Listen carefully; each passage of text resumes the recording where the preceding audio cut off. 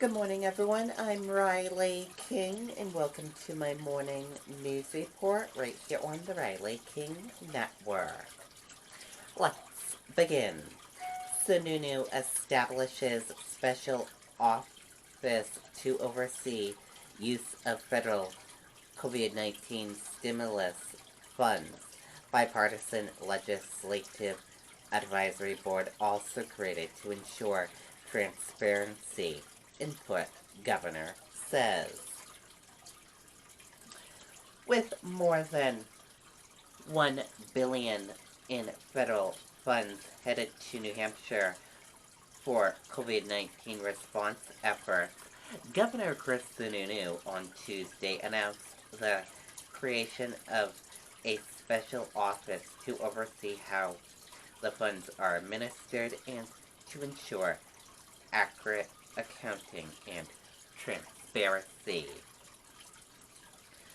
The governor also created a bipartisan legislative advisory board to work with him and the staff of the newly created Governor's Office of Emergency Relief and Recovery. The office, which will be staffed by people appointed by the governor, will be responsible for investment and oversight of federal COVID-19 relief and settlement funds, the governor's office said. Republican Sununu laid out his plans for the office and the legislative board in a letter to Senate President Donna Sossi and House Speaker Steve Schlitzoff, both Democrats. In response, the two legislative leaders wrote that while they agreed that a rapid response will be necessary to get money into the hands of Granite Staters coping with the coronavirus pandemic, the already long established Joint Legislative Fiscal Committee will have the final word on where the money will be allocated. As you know, the Fiscal Committee is a bipartisan joint legislative committee which is designed especially to accept and expand federal funds and plays a crucial role during times of crisis like this, they wrote, adding that a state law expressly requires that the Fiscal Committee approve any expenditures during an emergency. Sununu's office said in a statement that his new office will manage the accounting, auditing, legal, and information technology IT requirements surrounding these investments and will ensure transparency and accountability metrics to the citizens of New Hampshire for all relief and settlements efforts. His letter does not mention a role for the Fiscal Committee. Taken together, the two letters suggest different viewpoints between the governor and legislative leaders on each branch of the state government will have the final say on the use of the funds.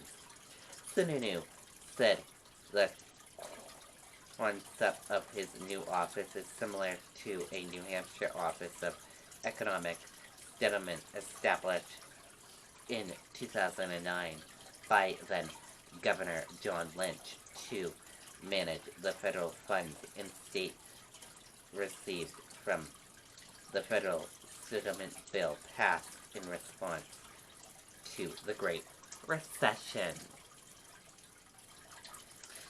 Unlike the 2009 settlement investment process that used the budget to ensure legislative input, the urgency and timing of this crisis does not allow for that course of action, Sununu wrote in his letter to Saucy and Shitlaw.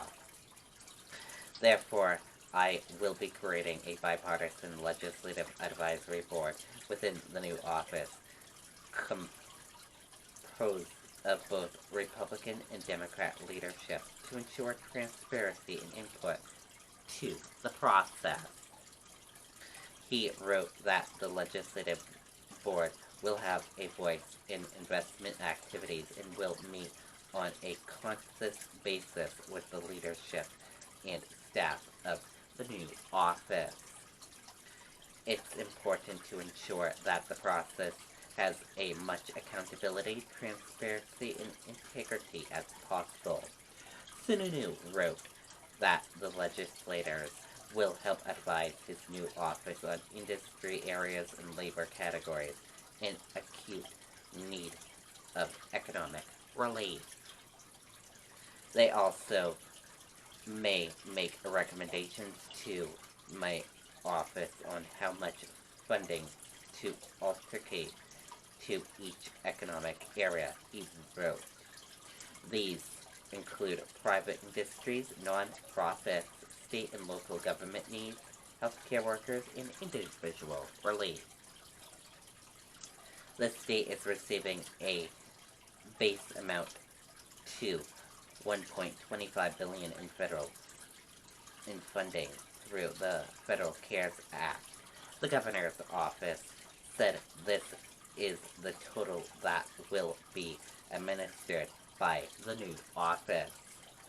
Additional amounts have been approved for housing, community health centers, schools, transit, law enforcement, childcare, low-income heating, and community service needs. Sununu invited Saucy and Shitlaw to serve on the Legislative Advisory Board along with Senate Leader Chuck Morris, House Minority Leader Richard Enrich, Senate Finance Committee Chair Lou Yo Oster, Senate Finance Committee Ranking Member John Reagan, and House Finance Committee Chair Mary Jane Wallner, and House Finance Committee Ranking Member Ken Willer. Saucy and Shitlaw wrote that they will participate on the board, but emphasized the role of the Fiscal Committee.